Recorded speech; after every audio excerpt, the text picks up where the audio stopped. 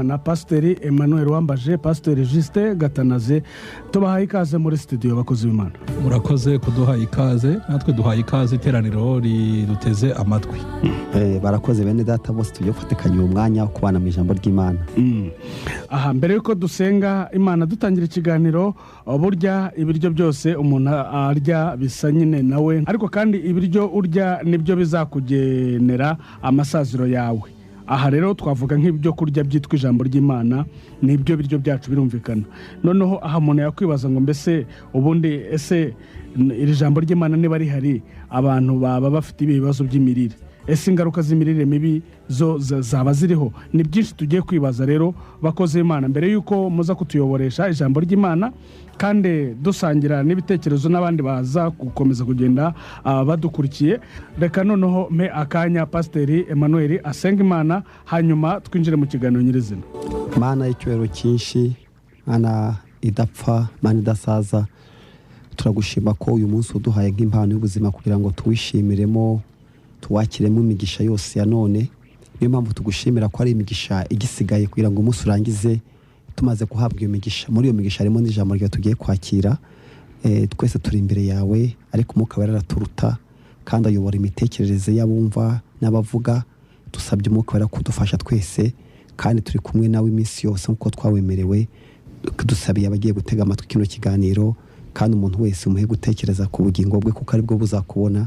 Urakoze Imana mu izina rya Yesu Kristo, amen. Amen. Aha rero twarimo twibaza inzara y'ibyo kurya by'umwuka ariryo jambo ry'Imana. Pasiteri Juste ngira ngo afite Bibiliya, ndetse na Pasiteri Emmanuel Wambaje, twaza kurebera hamwe iryo jambo ry'Imana rikatuyobora kumenya iby'ikiganiro. Gusa nifuza yuko tuza kurebera hamwe ese iyi nzara y'ijambo, ese ni ukubera iki Uwiteka yateje inzara, cyangwa se kukiyemeye ko inzara ibaho. Turaza kureba n'ibisubizo umuntu yakwibaza ku byo umuntu yibaza bijyanye n'ingaruka z'imirire mibi, cyangwa se kurya ijambo ry'Imana mu buryo butari bwo. Ni ijambo ry'Imana ryanditse mu gitabo cy'ubuhanuzi bwa Amosi, igice ni cya 8 umurongo n'uwa 11. Amosi igice cya 8 umurongo wa 11 aravuga ngo dore iminsi nzaza, niko Uwiteka Imana ivuga, nzateza inzara mu gihugu, ntizaba ari inzara y'ibyo kurya cyangwa inyota yo gushaka amazi, ahubwo izaba ari yo kumva amagambo y'Uwiteka. Urumva nasubiramo? Dore iminsi izaza, niko Uwiteka Imana ivuga, nzateza inzara mu gihugu, ntizaba ari inzara y'ibyo kurya cyangwa inyota yo gushaka amazi, ahubwo izaba ari yo kumva amagambo y'Uwiteka.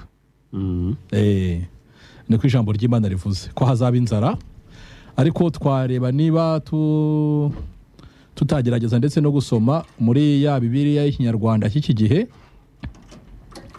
tukareba icyo Ikinyarwanda cy'iki gihe kivuga mu gitabo cy'umuhanuzi Amosi, igice ni cya 8 umurongo wa 11.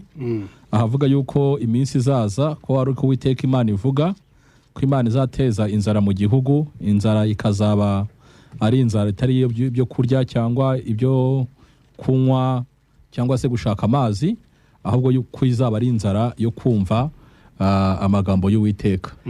Ubwo rero muri Bibiliya cy'iki gihe mwareba Amosi igice cya 8 umurongo wa 11. Nshaka kwasoma nkareba icyo Bibiliya ivuga. Iyi ngiyi ifite Ikinyarwanda gisobanuye. Haravuga ngo Nyagasani uhoraho aravuga ati dore iminsi izaza, nteze igihugu inzara, ariko ntizaba ari inzara y'ibyo kurya, ntizaba ari inyota y'ibinyobwa, ahubwo izaba ari inzara n'inyota byo kumva amagambo yanjye. byo kumva na Bibiliya yindi icyongereza mfite numva ari Igifaransa nayo bango inzara yo kumva icyo Imana ivuga. Birahura. Bibiliya yindi icyongereza mfite hano ni Igifaransa nayihura ngo ni inzara yo kumva icyo Uwiteka avuga.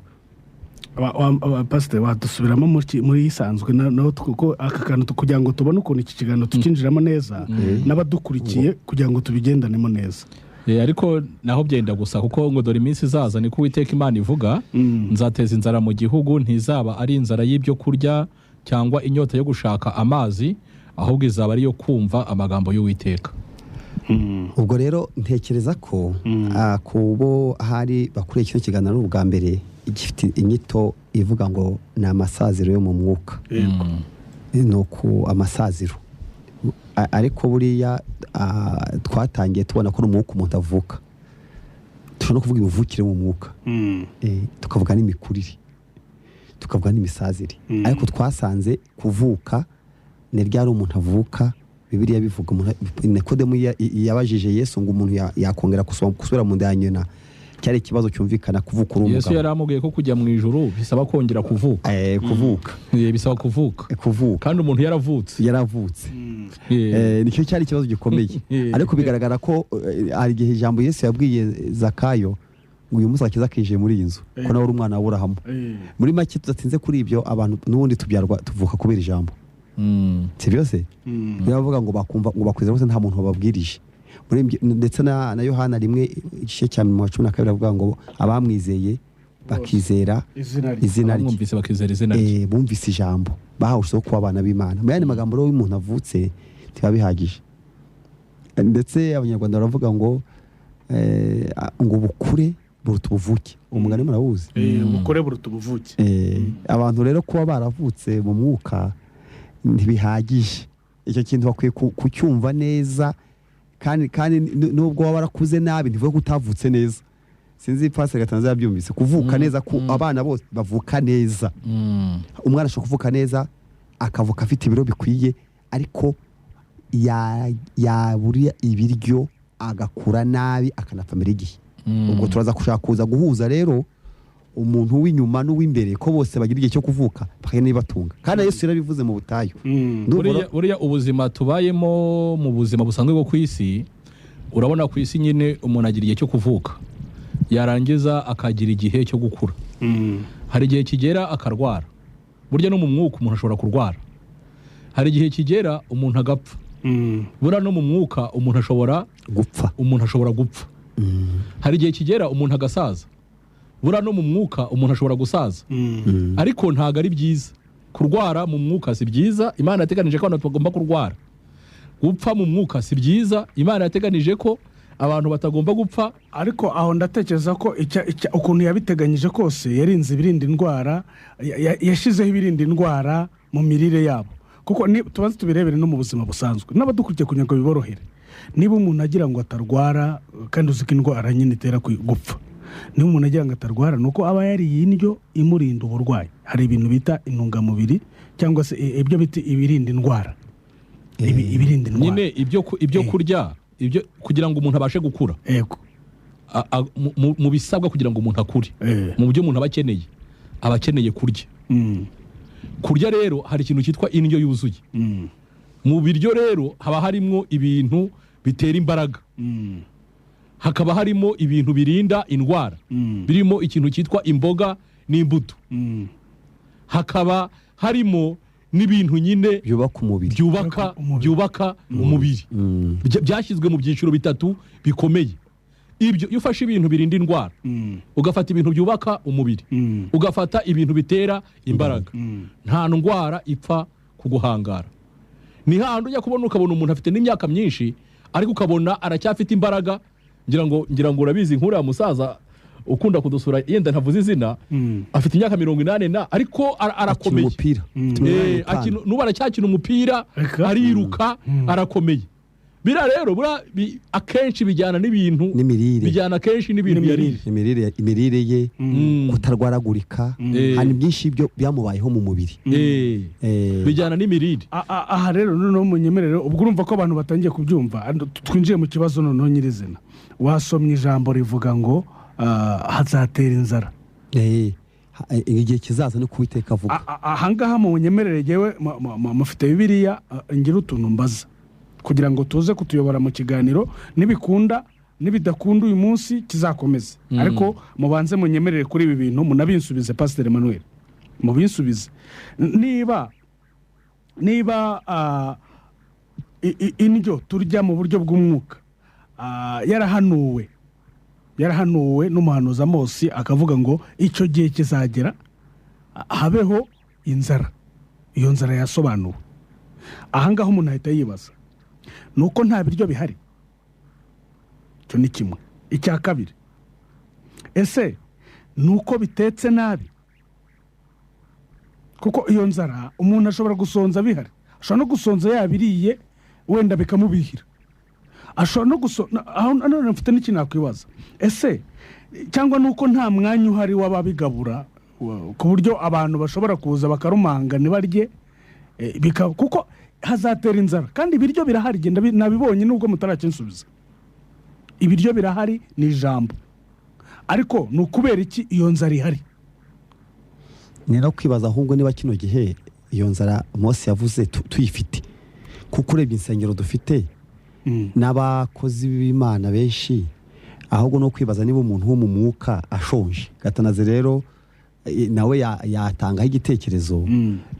Iyi nzara Mose yahanuye igihe cyayo cyarageze, kuko wasanga icyo kibazo kitaraza. Dukurikije icyo kibazo kwibaza gishobora kuba nta kibazo cy'inzara gihari. Dukurikije niba turezibaho ahandi akabaza saa sita, Gatanazi iwe ahasengera ni 3 ku munsi. Umva 3 mu gitondo bararya, saa sita bakarya nimugoroba. Oya, amaradiyo y'abare siko byagenze. Siko bariye 3, umuntu wariye 3 arapfa. Uretse no kwa Gatanazi baramaradiyo mu Rwanda ivuga butumwa urashaka kwita hano twege ni 3 ku munsi. None se imbuga zivuga butumwa urashaka kuzita nkeya? Gishingiye kuri ibyo navuga ko nta nzara ihari. Ushingiye ku bagabuzi n'ibiryo n'amaresitora agabura mu mwuka, inzara ihari. Ariko ndagira ngo iyi nzara tubanze tuyumve neza. Tuyumve riko ki inzara hari inzara kubera ko habuze ibyo kurya. Hari inzara kubera ko habuze ibyo kurya. Hari inzara ibaho kubera ko nta biryo bihari. Muri no minsi hari inzara kuko nta biryo bihari. Ariko hari n'inzara bivuga ubushake bwo kurya, kubera ko umuntu atariye nta apeti se. Ujya cyangwa none se iyi nzara ngo hazabaho inzara hazabaho inzara n'inyota, abantu bazakubita hirya no hino ngo ntibazabona ibiryo, ngo bashaka ijambo ry'Imana ngo ntibazaribona kuko hazahateye inzara. Ngo bazaba ku mpera y'inyanja bajye ku yindi bashakisha ibiryo, bazahera ku cyumba cy'amasengesho cya mbere bagere ku kindi. Nta kintu bafata. Hari inzara yuko nta biryo bihari. Iyo twayirumvise. Indi ya kabiri ni ubushake bwo kurya. Ubushake bwo kurya hari yose bwabwita inzara. None se ugira ngo abantu b'inyanda hari igihe abantu b'utunyanda uzarebe turatwana twinshi two mu bakire. Hari igihe umuntu ashwa n'inzara akabura ubushake bwo kurya, ikintu twita ahubwo iyo niyo nzara. Noneho inzara ikamwica kubera ko yabuze ubushake. Basi reka ngufashe nukategoreza inzara. Iyo nzara ni nayo mbi. Kubera iki? Kuko abantu babazi ibiryo birahari ariko umuntu nta bushake ufite bwo kurya, nawo kishwa nayo byitwa peti. Noneho uzaba nka mwana muri tujye ku yindi. Iyo nagari murayemera se? Turayemera kabisa. Umuntu yicwa n'inzara, abantu ibiryo bihara. Nagiye kuvuza umwana wanjye muri Faisal. Ngeze muri Faisal mpahurira na famiye y'abakire yaje mu modoka. Ubagereranije natwe ntago twari gupfundura udushumi tw'inkweto zabo. Bazana umurwayi kwa muganga, bazana umwana kwa muganga warwaye bwaki kandi avuka mu rugo rw'abakire. Nararize kandi ntabazi. Kubera iki?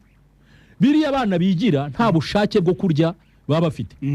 Umwana yaragiye bamujugunyira umukozi, yazanye na nyina wambaye inkweto ndende yindi bita ntunshingeho akeye wabanduza abasirimu na se w'ibogare w'abantu ubona ko barya neza. Wareba uwo mwana wabo ukabona nta sano afitanye nabo babyeyi. Noneho iyi niyo nzara kudasa ni wanyu. Iyi niyo nzara mbi cyane. Noneho uwo mwana baramuzana kwa muganga kumuvuza. Bamuzanye kumuvuza basanga umwana ikibazo cyabaye nta bushake yigeze agira bwo kurya. Noneho n'umukozi ntagire umwete wo kumugaburira, na se na nyina barashugunye uwo mwana ngo barimo barashaka ibiryo. Ibiryo birahari birunze mu umwana nta bushake, umwana arwaye bwaki. Nta wamwitayeho. Agaho pastor ongera uvuge ko yatari inzara. Iyo niyo ni inzara ahubwo mbi. Ahubwo tukomeze rutura twagiye ni inzara rutura. Niba hari n'indi hari kubura ubushake bwo kurya kandi bihari, kandi ibiryo bihari. Hari indi ntekereje nanjye nyuma y'ize ebyiri muvuze ibitisho gutera inzara. Hari inzara yatewe nuko nta biryo bihari, hari indi yatewe nuko nta bushake bwo kurya cyangwa umuntu yarangaye ntitabweho.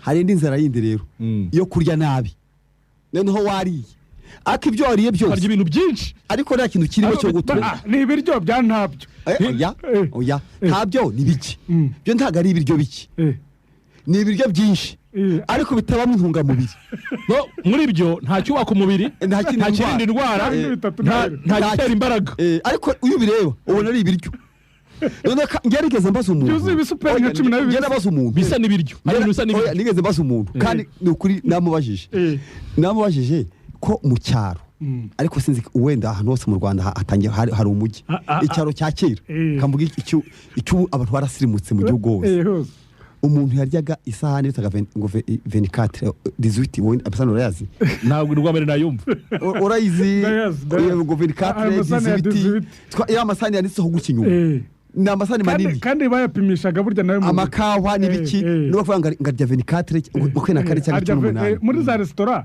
za kera abagama ayo masahani abagama ariko muri restaurant yari sahane umuntu afata ibyo kurya ukabona ni nk'umusozi imbere ye akabirya akabimara none uza kubaza umuntu ko ubu ubona umuntu uzana ibiryo nk'ibyo njyamo nabiryo byinshi abantu benshi batabirya bingana gutyo ngo bishoboke yarambwiye ngo ibyo biryo byinshi babaga barya intungamubiri zabaga ari nke byari byinshi kugira ngo abone intungamubiri zingana wenda n'agafuniko ka fanta akarya isahani yose ari gushaka noneho mu gihe abahanga igi ririmo nyinshi ririmo byose cyangwa igikombe cy'amata bashobora guhitamo kurya igi yarangiza akigendera akaba aruta umuntu wariye ibisahane bibiri ubwo ngeze ku biryo tubona byinshi bitabamwo intungamubiri nayo n'indi nzara umuntu ararya ariko ibyo tujuje ubuziranenge si ubuziranenge ko tujuje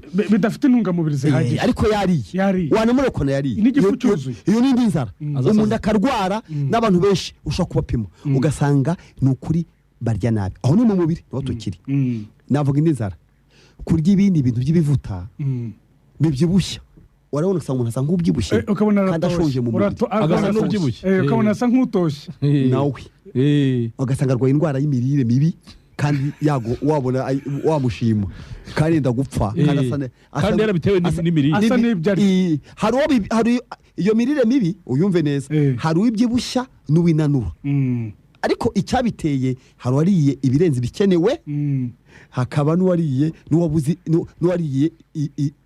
ibikenewe iyo nayo yumvikanye iyo ni iya gatatu hari indi oya sinzi aho tugeze si nyinshi se iyo ni iya gatatu n'amoko menshi ngeze ku yindi rero noneho ni umuntu ni ibiryo birimo uburozi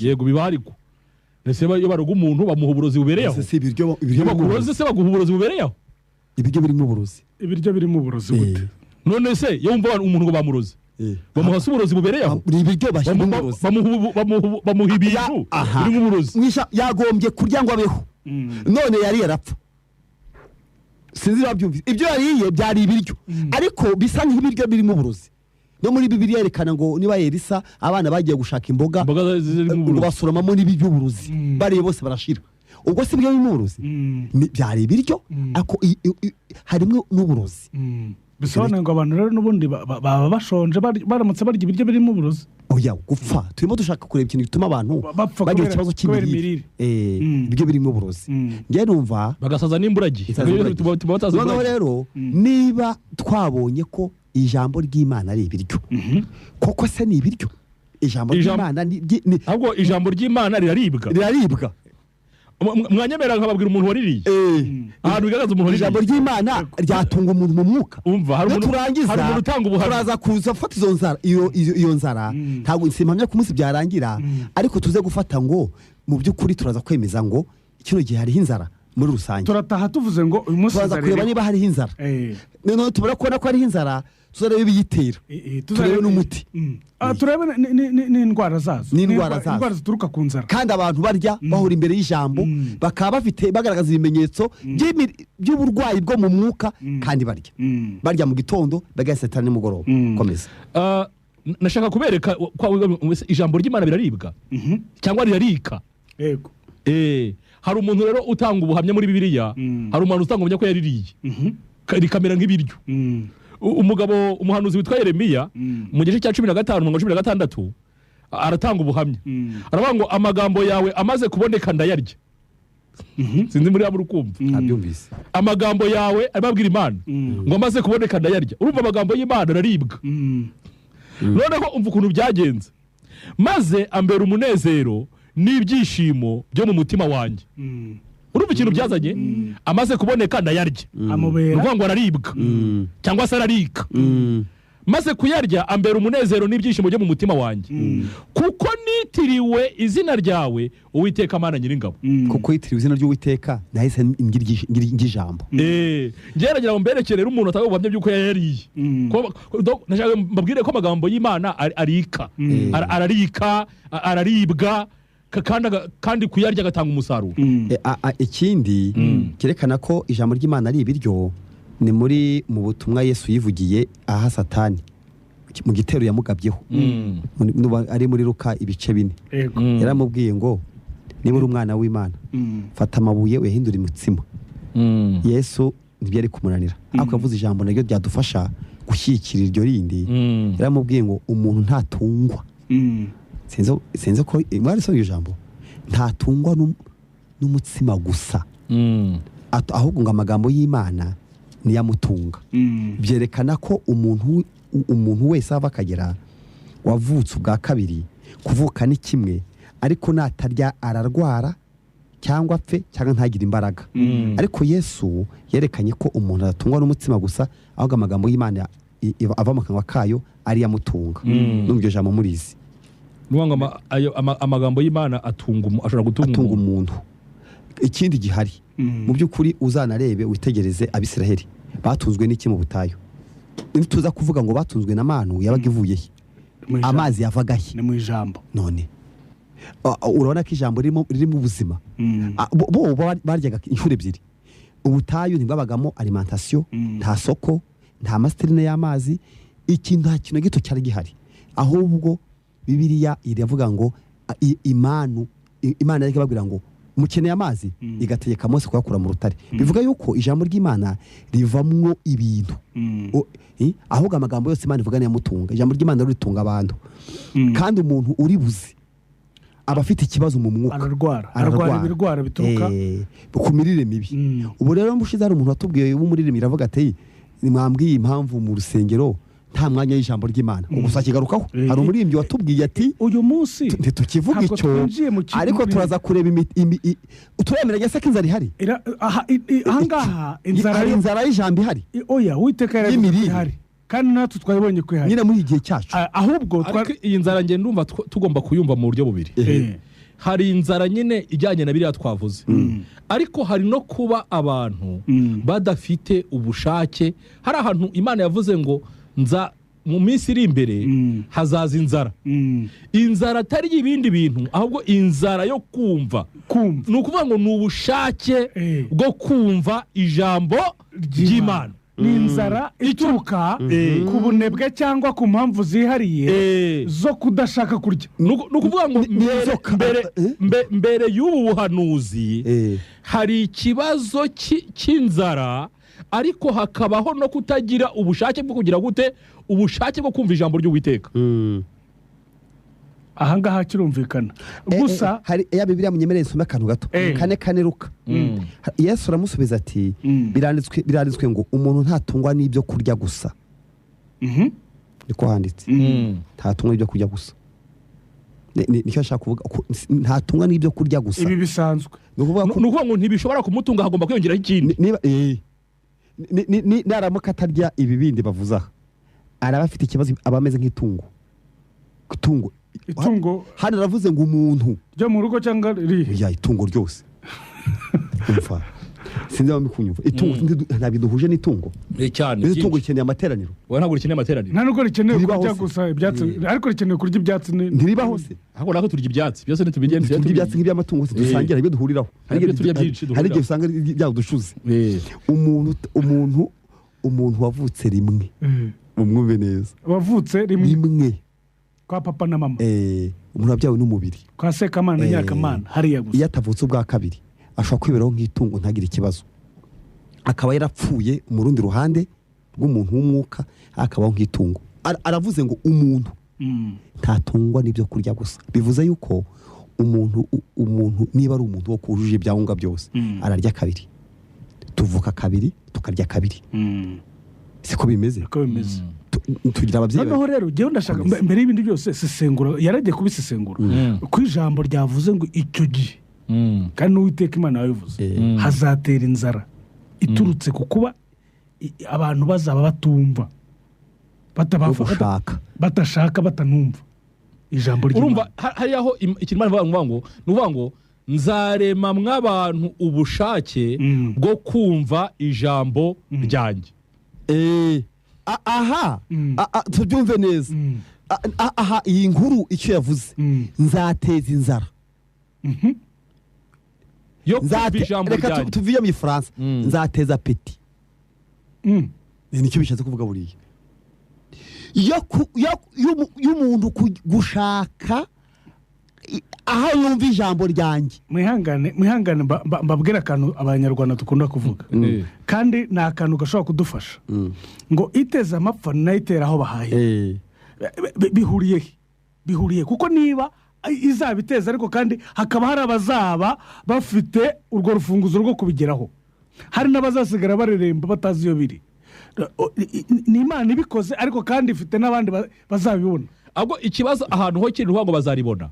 Ikibazo bazaribona nibagira apeti, nibagira inzara, nibagira ubushake bwo kuryumva, nibashaka kurya bazabona ibiryo. Ese bazabibona ibyo biryo? Ese niba bibona bizabiteye bite? Ese ubundi abantu aho babyuka bagenda ntiwasanga ari Imana yabazanye yabateje inzara ngo babyuke bajye muri saa sita, bajye mu misozi, bajye mu idini runaka, bajye ahantu runaka. Inzara ntabwo byashoboka ko ari inzara bafite. Batejwe n'Uwiteka, icyo bari gushaka bari kukibona. Aho naho turi rero abantu bararya. Ese inzara irahari? Twamaze kubona ko rero ubuhanuzi bwarasohoye. Yarayiteje, Imana yarayiteje. Kandi abantu bamaze gukatakata amajyepfo amajyaruguru, baragenda baranyuranamo, barimo bararihiga nyine ahubwo bararibona cyangwa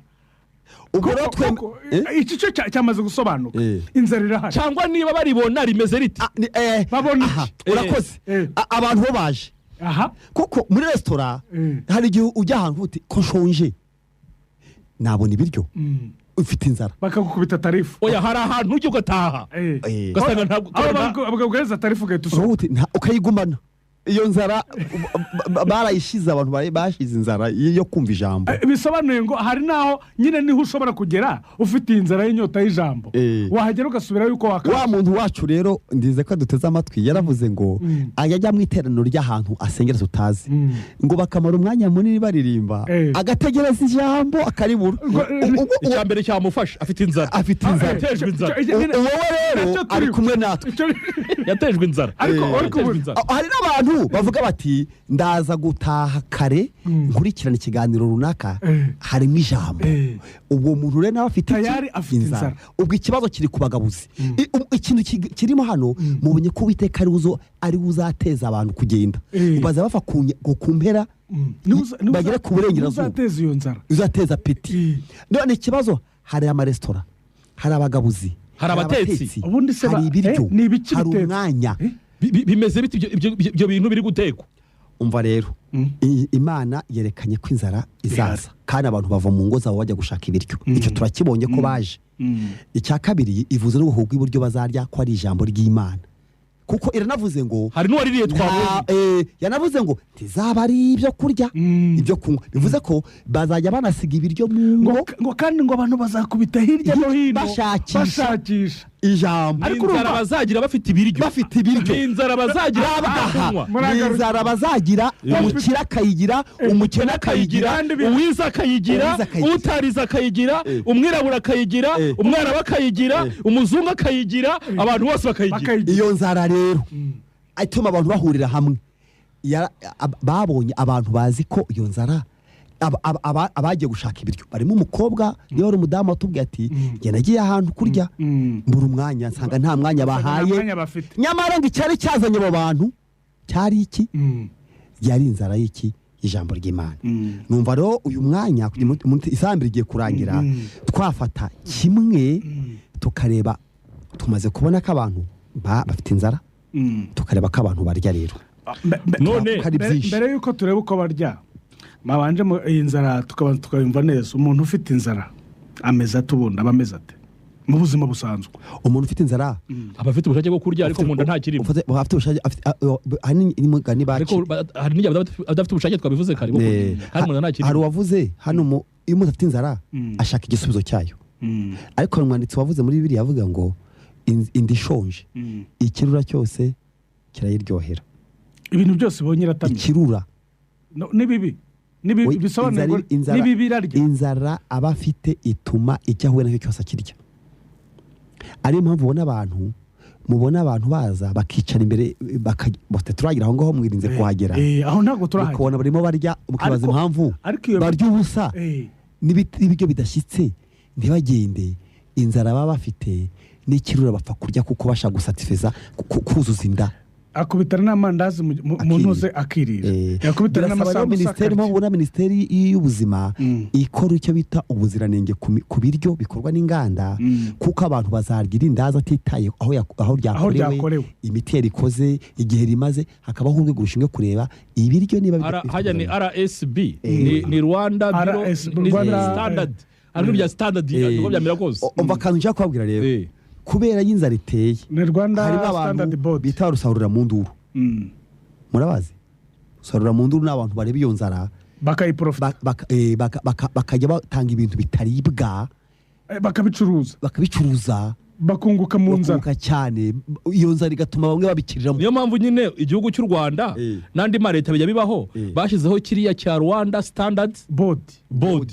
bakavuga ati dushyizeho ikigo cyo kureba ubuziranenge bw'ibinyobwa n'ibiribwa kugira ngo abantu batarya ibintu bizabica kuko nta bushobozi bafite bwo kugenzura aho byakorewe bo n'abakonsumateri n'abantu barya ni bakonsuma bo bararya ariko hari urwego rwo kureba batitayeho ubu rero hagombye kubaho leta ikavuga ngo reka nshyireho iki ndabareberera none iyi nzara y'abantu bo mu mwuka ese ibintu barimo barya hari urwego rureba niba ari byo kiriya kigo kirahari hari ikigo cyo mu mwuka gishinzwe nyine kirahari ikigo kirahari gishinzwe kureba ibyo abantu barya ibigo bigabura byo birahari bicuruza ibigo bya profesiyo nzara byo byashinze amadini ahantu hose ameze nk'amaresitora noneho ni ukureba aho abo bantu bajya inzara bari bafite yo mu mwuka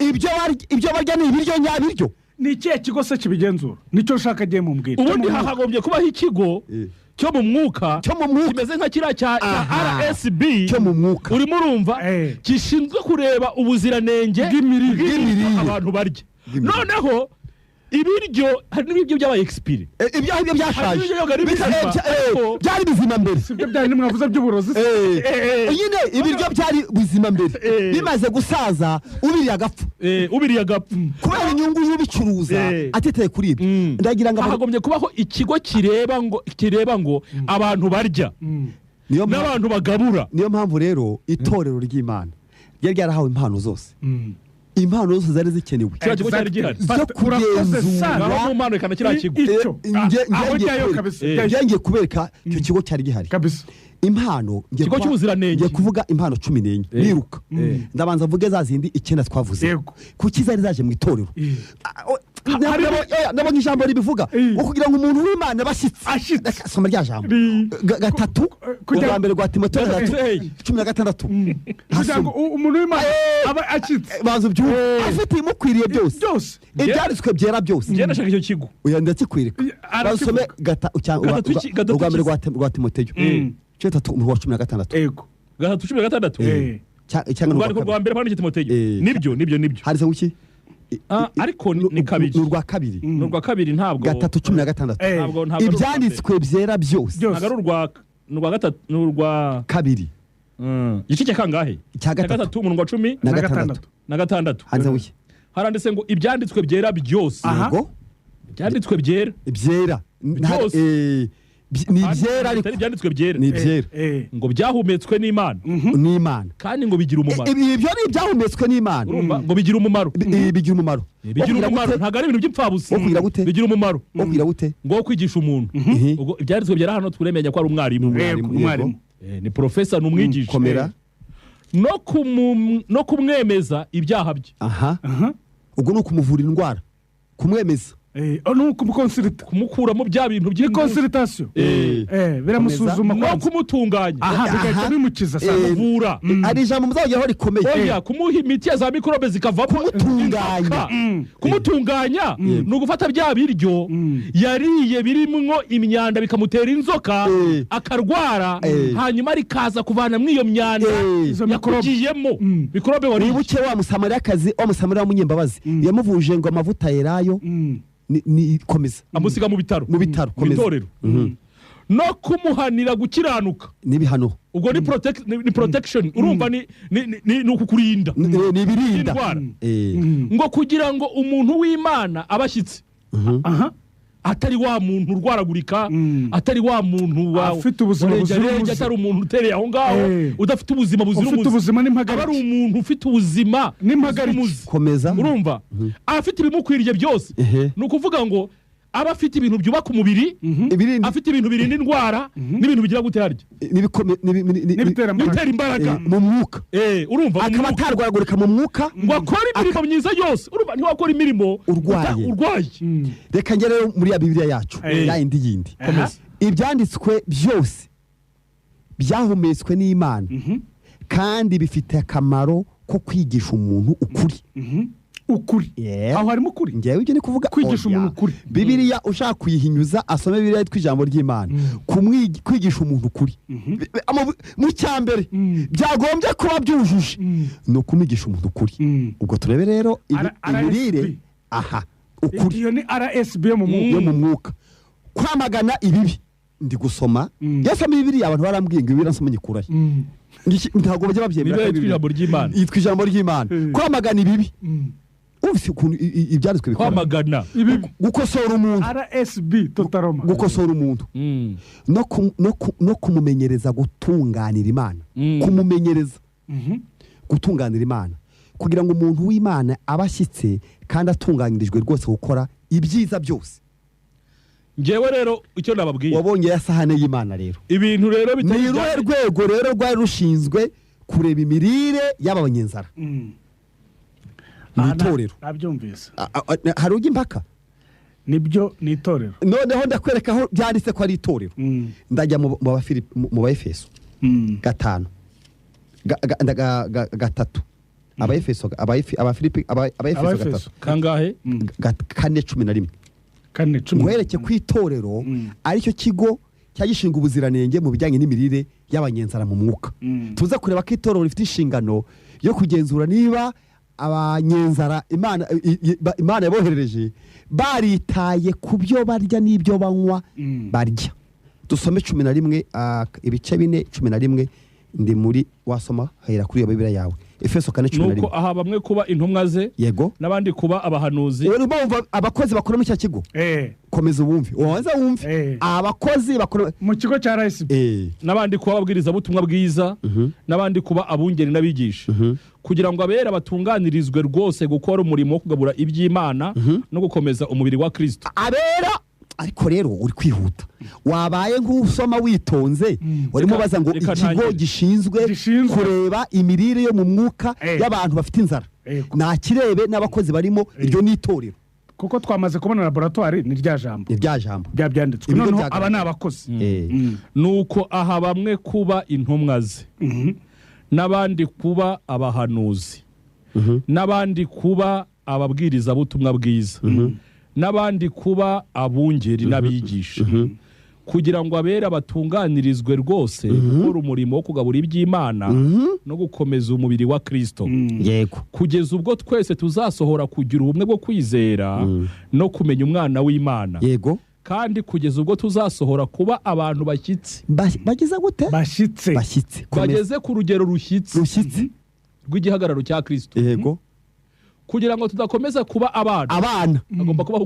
gukura nyine duteraganywa n'umuraba tujyanwa hirya no hino n'imiyaga yose y'imyigishirize n'uburiganya bw'abantu n'ubwenge bubi. aha abagabuzi babi babesha abagabuzi babi baje komeza n'uburyo bwinshi bwo kutuyobya. aha wabyumvise cya kigo cyashyizwe abo bakozi ngo bahangane n'abandi barusarura mu nduru n'aya maresitora ateka ibiryo birimo imyanda na ba bantu bacuruza ibiryo byarangije imanda birimo uburozi. reka ngendere warangije nsome iyindi reka nsome rero haravuga ngo nuko aha bamwe kuba intumwa ze abandi abaha kuba abahanuzi abandi ngo babe abatangaza ubutumwa bwiza naho abandi babe abashumba n'abigisha abigenza atyo kugira ngo intore z'Imana za zindi nyine zajwe zitegurirwe gukora umurimo wayo maze zubake umubiri wa Kristo. Bityo igihe nikigera twese tuzashyike ku rugero rw'ubumwe buva ku kwemera umwana w'Imana yego umwana w'Imana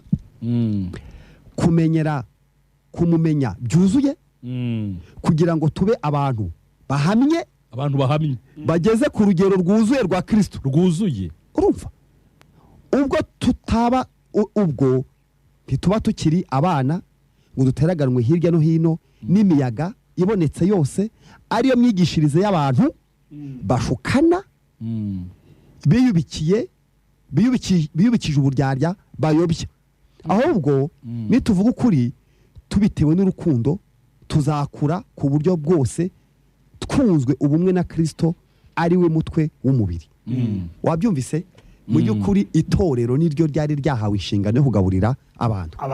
Nitujya handi ku Musamariya w'umunyembabazi urabona ko yahuye n'umuntu wakubiswe amujyana mu icumbi ry'abashyitsi ngaramurwaza asigaye yishyuye ati ibingibi yishyude nariyo ebyiri uzimutungisha ibirenze kuri ibi nzabiguha n'ingaruka. Urumva itorero atari ahantu icumbi abaje barwaye b'abantu b'inzara bakubiswe mu nzira baza kuvurirwa no kurira kuko ibi bitaro itorero riromora.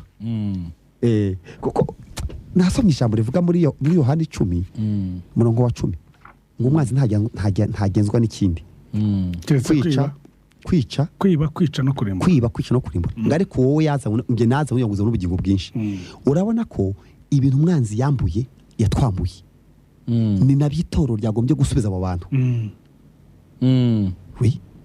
Icyambere no kubombora inguma satani yabakomerekeje nuko avura indwara banduye mu mirire yabo nuko bakuza bakamenya Kristo. Umwise yavuze ngo babagaburire bagere ku rwego rushyitse rwa Kristo. Uruvuga ngo rushyitse urano Kristo azerekanwa kwerekanwa niyerekanwa tuzasa nawe bivuze ko itoro n'umugeni ni umukobwa uzashyingira ukaba ufite umukwe igihagararo cye kikaba kirazwi ukaba uzamumurika nyina w'uwo mwana bakavuga ati yaramureze mbese bakora presentation mwe mwabona bagiye kwerekana umugeni mwebwe murabashumba iyo umugeni ahagaze n'umuhungu n'umukobwa abantu baravuga ati barahuye nicyo kintu batose abantu barakwiranye. Imana yashyize mu itorero bari abagabuzi kugira ngo bagaburire itorero rigere ku rwego igihe Kristo niyerekanwa bizabe bidateye isoni umukobwa w'umugeni uzatwere sinzi mari mu byumva turi kubyumva ahubwo ahangaha tugiye kumwitaho kugera ubwo nitumumurika tumurikiye umukwe bizamutera isoni amagufa arananutse ararwaye kandi ngo ni umugeni bateguye ahubwo ukabona no mu maso yarakobaye ntabwo asa n'umukwe. Wibuke Esteri muri Bibiliya Esteri uzi yuko ngo yabanje babanyuzaga hantu akabanza akajya sinzi niba muzi ko bahamunyujije kugira ngo azamurikirwe umwami. None iri torero riri gutegurwa nk'irizamurikirwa Kristo. Nituvuga itorero abantu baryumve rusange niwa mugeni itorero n'umugeni wa Kristo atagira uza kuvuga ngo iry'iwacu ngo iry'iwacu itorero n'umugeni wa Kristo. Imana ishyiramwo abakozi bakoramo ngo bafate wa mugeni bamuvura indwara bamutunganye bamuboneze agere ku kigero cya Kristo igihe niyerekanwa dusangiye umuntu araboneye. Cya kigo nticyabonetse imiti ntiyabonetse ijambo ryabonetse. Pasi rero mwakomeza kirumvikana icyo umuntu yakwibaza ariko nanone umuntu ashobora no kwibaza ku bantu barya. Abantu barya nabo hari ikintu ubwo tugize abagabura n'abarya. Hari abantu bagabura, hari n'abantu barya. Babandi bashonje abantu barya kandi twabonye n'abareberera iyo mirire n'imigaburire. Abantu barya cyangwa bafungura bakagombye nabo kuba bafite inshingano yo kumenya ngo ndimo ndarya ibiki. Ugize neza cyane. Bimeze biti ukiraho ukifashe iryo jambo. Abana banjye bakiri bato nabagaburiraga ibyo nshaka. Sinimo muri munyumva. Ngiye mfite abana bakuru. Mfite abana bakuru ndabizi ko babyirutse. Mfite abana bakuru bakiri bato ninjye watekeraga nkabafata n'amazuru bakabirya. Bamaze gukura barambwiye ngo ibi ntitubirya, ibi ntitubirya. Urumva ko bakuze. None pasi niyo avuga ngo abagaburirwa bo nta ruhare bafite. Ntibazi kumenya ibikwiriye kuribwa, imirire y'iwabo n'ibifatika. Kandi ukibaza uruhare rw'abagabo abyumvise ukibaza n'icyo wa mwana watubajije wo muririmbye akavuga ati ngewe mbona umwanya ntawo burasi mukuru. Ariko ukibaza nibyo baraza komeze akikomeza abijyanane n'imyaka nkuko pastor duhaye urugero. Umuntu ukiri abantu n'abana apfa kubaha ibyo ubonye ku buryo ushaka kuza bavuga ngo uramuha potage kandi afite ibijigo.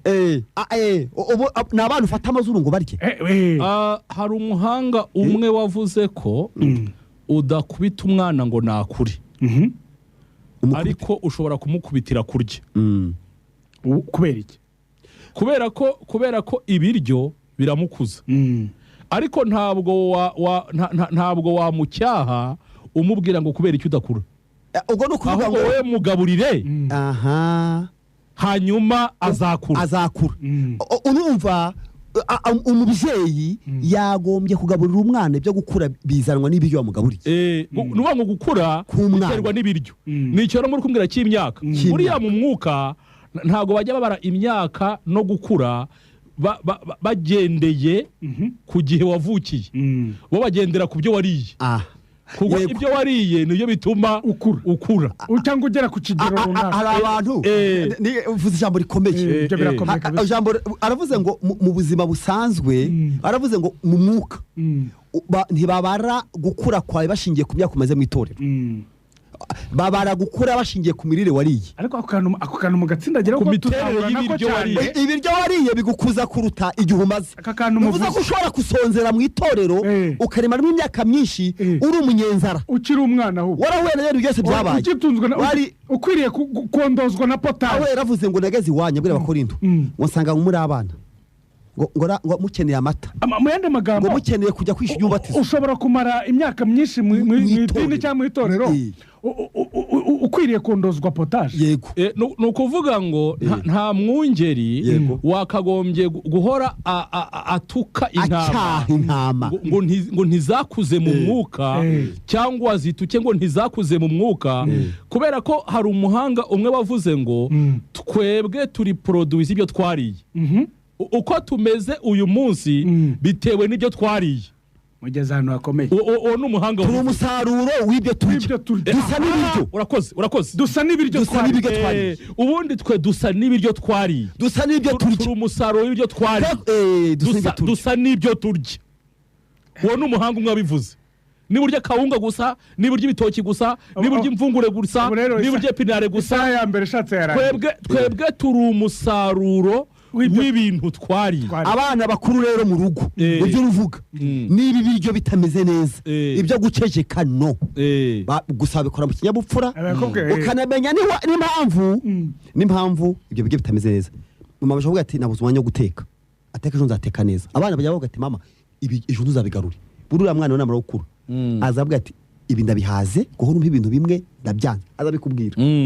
Noneho rero ikibazo ariko wenda muri iyi minota kuko niho twatinze bariya barya ari mu barya kandi mu myaka uburenganzira bw'abarya bugutegeka kureba n'igihe bagezemo ukamenya n'ibyo bagaburira. Hanyuma se igihe none uri kubategeka wowe kandi bakubwira ngo ibyo ngibyo nawe twameze ibijigo ibintu by'amapotage wapi cyangwa se ibintu byo kuduhereza ibijumba nta menyo dufite none igihe uri kubategeka ibyo ubaha ngira ngo ibyo bintu byose yenda hagomba kuzabaho umwanya wo kubyinjiramo mu buryo kuko nanone abo bana barya hari n'igihe barwara indwara bakarya ibiryo byo kwa Timoteyo urabyibutse kwa Timoteyo n'iminsi y'imperuka hari igikoni cyo kwa Timoteyo hari igiteraniro ngo ryaravuze ngo bazaba iyo minsi y'imperuka abo bana uri kuvugira ngo bazaba bakunda inyigisho zihuje n'irari ryabo ibyo bihuye no kurwara kwabo bo bazavuga ati muduhere tworoshye nitwo twishoboye noneho barwane n'abagabuzi wasanga n'umugabuzi arwana n'abaha ibiryo nyine n'umugabuzi nawe agomba haryanwa n'abaha ibiryo kuko ngewe ibi bintu byose nasaba ko twaza kubyinjiramo byimbitse niba ari uyu munsi cyangwa se niba ari ubutaha yaba ari uruhande rw'abantu bagabura tukazarwinjiramo mu buryo bwimbitse yaba ari uruhande rw'abantu barya tukarwinjiramo mu buryo bwimbitse buri ruhande noneho n'uruhande rw'ibiribwa rw'ibiryo hari abarya hari abagabuzi hakaba n'ibiryo biribwa n'ibintu nk'ibyo noneho munyemerere mu kanya tuze tugaruke twinjira noneho ariko mutaragaruka tutaragenda ubwo hari ijambo pastor avuze numva dukwiye kuri Cakarongo hari umuntu wavuga ngo ni mukuru mu gakiza uri wamwumva ugasanga ni umubeshyi sinzi akenshi uyo bavuze ngo umuntu ni mukuru akenshi usanga ari umuntu washaje ahubwo wapfuye mu yego ntiwakera ni mukuru wareba ugasanga ngo kuko we azi kubeshya akabivanga mbese akaba ari umuhanga mu kwishushanya umuhanga mu gushaka iby'Imana no hanze urabona uriya mutipe witwa uriya mugabo niba ari umugabo uri umusore witwa Utuko we yicaraga mu idirishya ati njyewe bose arakurikiraga ngende umuntu w'umuhanga ibintu mwihaye ngenze nkurikira ibintu byo hanze nkurikira n'ibintu biri imbere gica mu idirishya noneho ngemenye ibintu biri hanze ariko dore ikibazo nabonye kuri Utuko menye n'ibintu Utuko dore ikibazo cyo uburyo ukurikirana ibyo hanze n'iby'imbere urasinzira nyine urasinzira rero uzareba mu itorero hari abantu bigize nka Utuko bicaye mu idirishya bati twebwe hanze ukurikira iby'imbere abo bitwa bahanga ugasanga ni umuntu uzi ba Timoteyo uzi ba Amosi na ba Esiteri akamenya na ba Drogoba akamenya na isi urumva kwicara mu idirishya bisho bivuze ko ari kuri mu miteraniro ukundi kuri hanze ugutwi kumwe kuri hanze ukundi kuri imbere abo muhanga wabyo icyo nshaka kuvuga rero ibisobanuro byiza bene uwo nguwo abari hano mu isi ari no mu ijuru aho mbarahabe rero niba abantu bakunda kuvuga ngo arakuze mu bintu by'Imana kubera ko ari umubandi abizi kubikora byombi bakavuga bati ni umuhanga bati mu isi bati ni sawa bati mu bintu by'Imana bati ni sawa Daniel abona igishushanyo kiwe bacyo Daniel yabonye ngo ibumba rivanze n'icyuma neza abona ariko bya bintu byo binsetse ngo ibumba rivanze ubundi mu by'ukuri ntabwo icyuma n'ibumba hari ibintu bitajya bibana ubundi mu kubaka ibumba n'icyuma ntibya bibana hari abantu bajya bafata ibyondo bikavangana ntibishoboka icyuma n'ibumba ntabwo bishobora gufata habe na beto aya mabeto mwumva aya mazu maremare y'imigorofa uzare bagiye kwisenya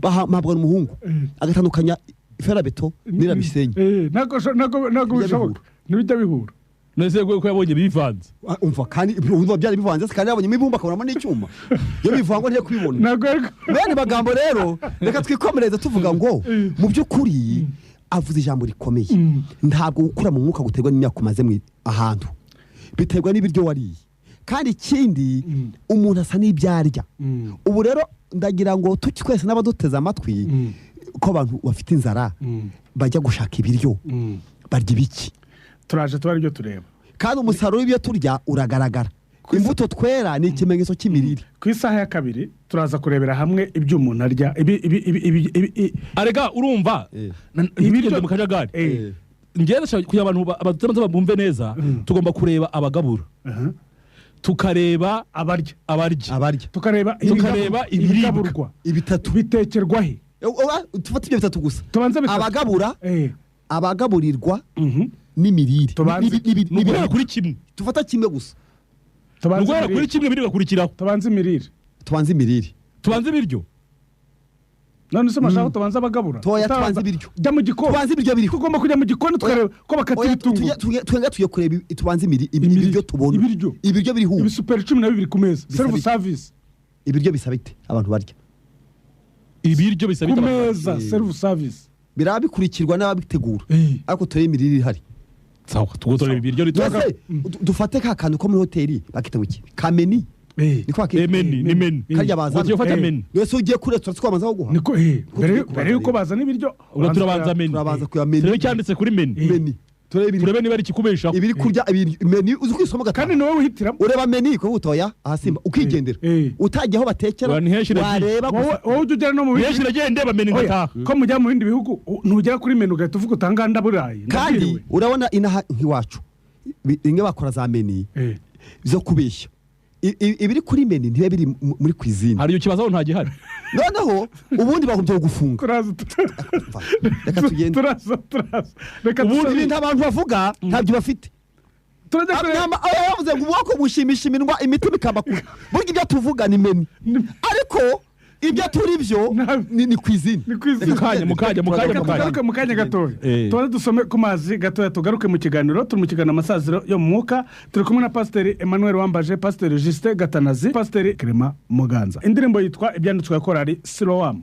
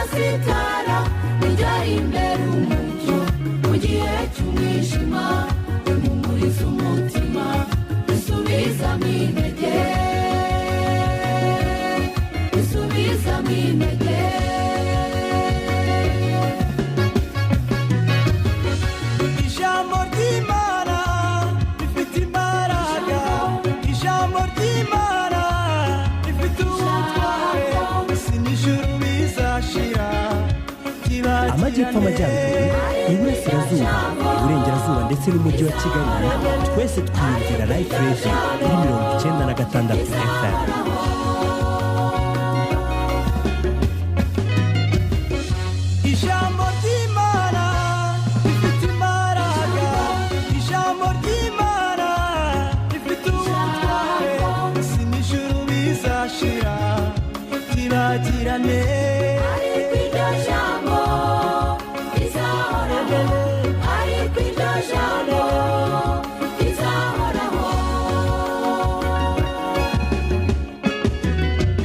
guhera mu gitondo cya kare kugeza izuba rirenze sinshobora gukura urushinge kuri live radio 96 FM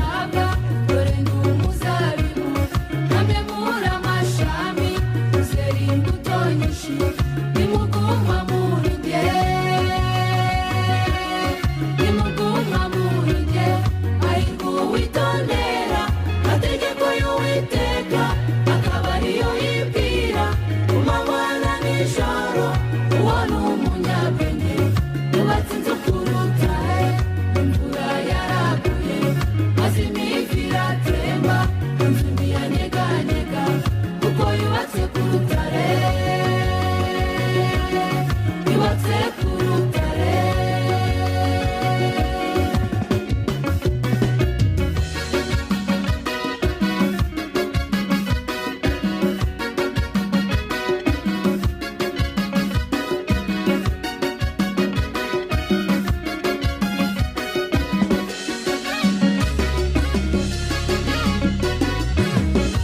ijambo ry'Imana rifite imbaraga ijambo ry'Imana rifite ubutware isi n'ijuru bizashira byibagirane ariko iryo jambo rizahoraho ariko iryo jambo rizahoraho. amajyepfo amajyaruguru iburasirazuba iburengerazuba ndetse n'umujyi wa kigali twese twiyumvira life radio kuri 96 FM guhera mu gitondo cya kare kugeza izuba rirenze sinshobora gukura urushinge kuri life radio 96 FM.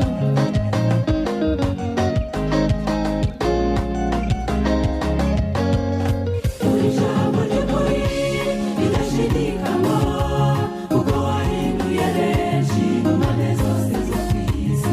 Ibiryo uri ikirenga uri umujyanama wacu uri soko y'ukuri wowe udushoboza kunesha.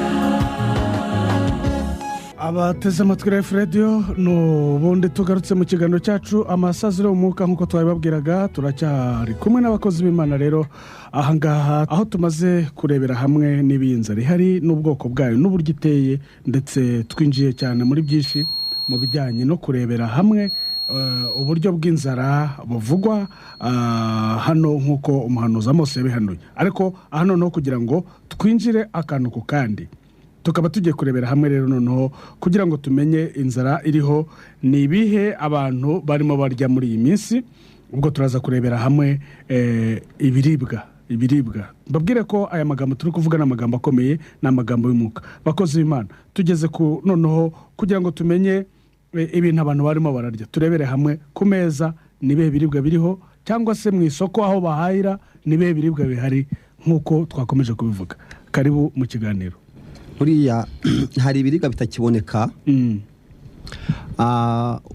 uko abantu bagenda batera imbere mu buryo bw'umubiri usanga hari ibiryo bimwe na bimwe birimo bicika ku masoko ibiryo by'umwimerere umwimerere sinzi niba icyo kinyarwanda mu cyumva kirumvikana ibiryo by'umwimerere no kuvuga ni ibikiri bitari byiganano n'ibituburana mu haterima bakoresha igihe bavana ibiryo biri fresh sinzi uko noneho urabona nge amaresitora hano mu mujyi turahaba amaresitora yose ashoboka dushobora kuyariramo n'amahoteli ariko ubona abantu benshi bari kujijuka bari gusubira ku biryo bya kera abari kujijuka bari gusubira abantu bakunda bashaka kubaho bashaka gutinda ku isi Pasiteri Gatanaza ko noneho kagiye kudusubiza cyane abantu uko umuntu agenda akira agenda atinya gupfa noneho rero agenda abaza ibintu yarya ntapfe nimunyumva akavuga ati muri resitora ndashaka inkoko ya kinyarwanda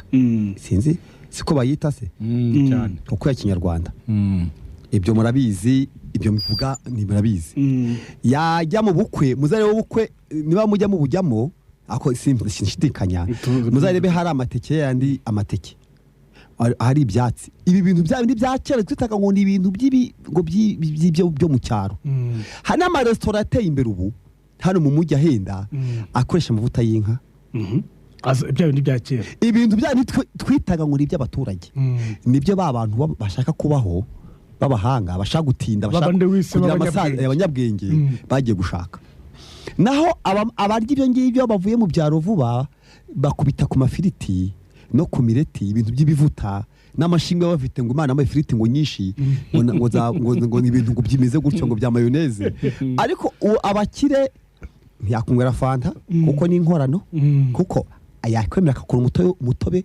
nyawo ukozwe wenzwe n'intoke ariko ibintu byo mu nganda bakabyirinda ibiryo byo mu nganda babyirindira iki icyambere kugira ngo ibyo biryo bibe bibasha kubaho bitinde nuko birimo amaproduit atuma bibikika birama bo rero niyo mpamvu ushaka kubwira rero ngo ku isoko hanze ibiryo byitwa ibiryo by'umwimerere sinubwo twabyise nibyo bihenda nkoko y'inyarwanda uyibonye twamenya uzayigura uzigira ry'inyarwanda iringiri ry'inkorano kandi niko gato kaba kagura nka 200 mu gihe ninde sugikabwira iyo nkoko yava hehe itera igira itavanze mu ibiryo itari ibiryo yagiye ku musozi niyihe nka yaryo ubwatsi bw'inshinge za kera kanywa amata n'umucaca icyo nshaka kuvuga rero kamijyane mu mwuka wambaza ngo ku isoko hari iki ku meza isoko rero hari bituburano mu mwuka ngiye nicyo kintu hari bituburano bizane rero mu rusengero nzanye ibitubu oya wambazaga ngo ku isoko ryo ku masoko yo mu mwuka aho abantu bahahira yanzara wayumvise ibiri ku isoko niki ibyinshi ni ibituburano bituburano ni ibikirero ndabikubwira mumbabarire mu ntega amatwi mu byumvi kabisa uzitegereze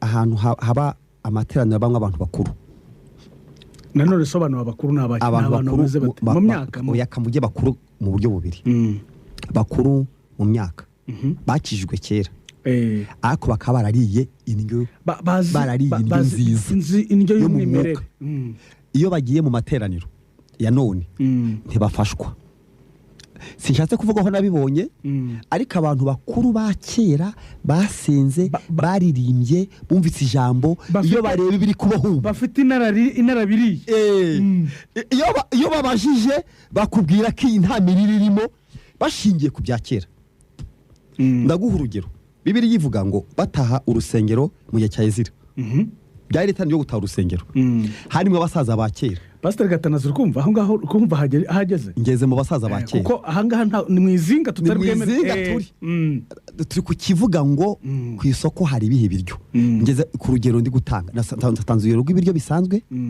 ibiryo bya kera by'umwimerere bihenda nebutse abadukurikiye ko ubutumwa buri kuri page yacu turabusoma mu kanya na SMS turasoma ngeze ahantu abantu bariye kera iyo bari imirire y'ibubabajije abantu bakuru ba kera bakijwe mbere baza gakiza bahuye na Yesu iyo babajije ibyo bari kubona ubu bakubwira ko nta ibi biryo turya biri ku isoko birimo amashyi munyeganyeze mumbwirire zamura ibiganza vugamina haleluya zamura icyubahiro ntabwo bahamya ko harimo ikintu cyitwa intungabugingo harimo ibintu by'ibirangaza ngeze rero kwa Ezira Ezira harimo abasaza bari baragiye mu buhungiro barabonye urusengero rwa kera hakabamo n'abana bato babaga mu buhungiro batagira urusengero batashye noneho bubaka urusengero rujyanye n'icyerekezo kw'iterambere bageze rero ngo mu mwanya wo gutanga amashimwe ngo amarira y'abasaza n'imbyino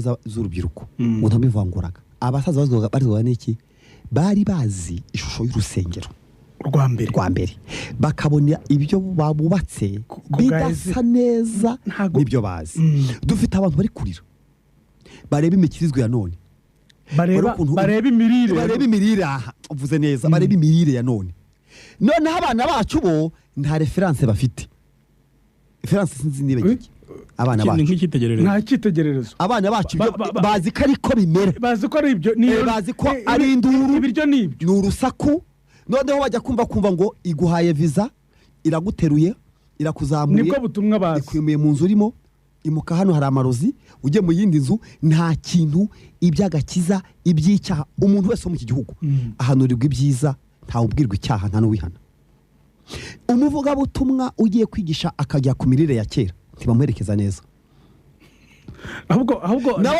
yashonje sindi turamugeraho areba ibigezweho bituma bavuga ati umuhimana azagaruke kuko yavuga ati munyeganyeze ati haguruka ahubwo akubita mu ndimi gatatu hanura ati mpanurire rimwe nasho gusohoka dahanura ubwo rero ndashaka kuvuga ko njyewe mbona imirire yo mu mwuka iri hanze aha mbona ari imyiganano ubwo mwabazaga ikibazo cy'imirire njye point de vue yanjye mbona ni imyiganano noneho kubera ko urubyiruko ari rwo rwinshi rwiganje ahantu henshi urubyiruko ni abantu badafite ibya kera imyiganano tubyite pirate imyiganano sinzi uko wabyita ni nka pirate kuko ni ukwigana ariko birasa abantu bigana umwuka wera birasa ariko sibyo.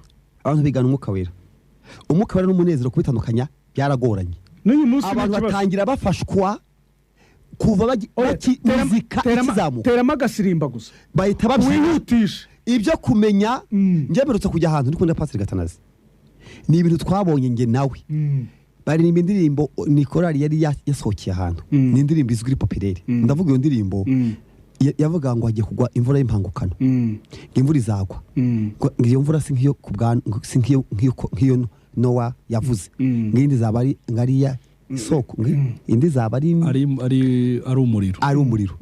bakomye amashyi, bavugije induru, barishimye, kambyituko. iyo ikuririmba ko hagiye kuba imvura y'impangukano, hazaba iyo mvura zaba itanura ry'umuriro, byerekana ko bamira badakanje. ntago bigeze bamenya ibivuze. abantu bubu bamira badakanje, ntibahekenya ngo atekereze ngo ibi bintu ndi kurya ni ibiki, ibintu umuntu ari kuvuga ni ibiki. noneho abakera bagahitamo guhunga, bagaca imanza. abubu bati twari dufite ibihe byiza. njyewe mbona rero ari ibyiganano ibyinshi.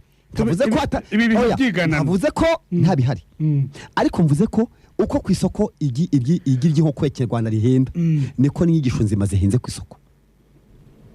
aha Pastor Gatanazi, icyo ni kimwe, bishobora kuba ibintu byinshi.